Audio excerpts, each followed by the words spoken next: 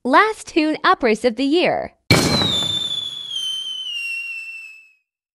What's up mga ka-roadies? December 31, 2023. Last lap ng MOCC Last Tune Up Race of 2023. Hindi po ako kasali dito. Tumutok lang po ako dahil puyat po ako kagabi. Pinisita ko lang sila kaya lang tinanghali ako kaya late akong dumating. Konti lang ang naglaro kaya ang ginawa nila mixed category na lang. Meaning halo-halo na to. Anyway, it's just a tune-up at katuwaan lang. Eto, yan, nasa harap ko si Daiwo yan. Si Daryl, na dating sa Waterwood din nagbabike. Itong nasa right side ko naman, Peter Bandoles. Napakalakas po niyan. Dito lang tayo sa likod dahil hindi naman tayo kasali. Video na lang natin sila.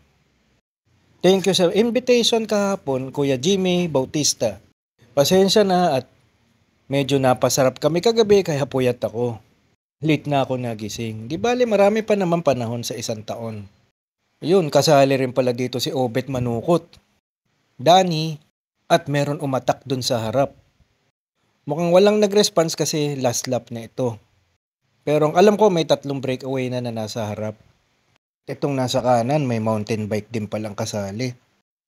Meron naman naghabol kung makita nyo medyo umistretch na nasa harap. Mga ka-roadies, mostly nakasali dito is 56 and up categories. Pero ibang klase, hindi ba? Ang lalakas nila. Yan po ang kagandahan ng cycling.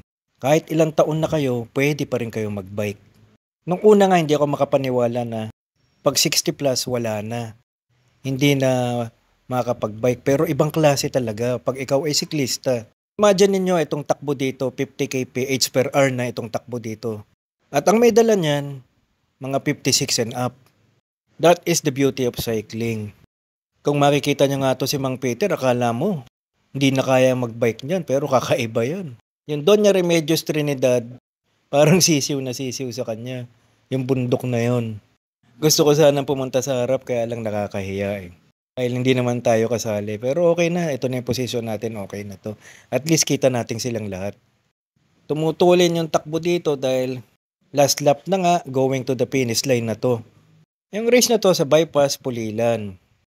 Distance is 30 kilometers. 2 laps yung karera na to sa kahabaan nitong bypass Pulilan, Baliwag. Safe dito kasi may bike lane naman. Nakita nyo, hindi naman lumalabas sa bike lane. The usual, yung papuntang Baliwag dito, sobrang lakas ng hangin, ang hirap. Yun ang sinasabi ng mga naglaro kanina. Naramdaman ko rin yan nang pauwi ako. Kasama ko na yung mga tossing coins, ganun nga. Napakalakas nga ng hangin. Ito naman yung nasa gilid ko, ayan, naka-red si Macmac Nambio. Shoutout sa'yo Macmac na sumali ka dito. Taga sa amin yan, taga San Rafael din. Na regular customer ko rin sa bike shop. Keep it up, Mac. Okay lang yan. At least na-testing mo rin mag-race dito sa bypass Pulilan. Hindi lagi doon sa Diliman. Dito medyo mahaba-haba pero para sa akin, mas okay. Ayan, umagwat na yung grupo. Medyo lumayo-layo na. Ewan ko lang kung makakadikit pa. Pero parang ayaw na ni Ma'am Peter. Bagay going na to sa finish line. Okay na yan. So, shoutout sa lahat ng sumali dito. Shoutout sa mga sumuporta sa MOCC. Happy New Year sa inyong lahat.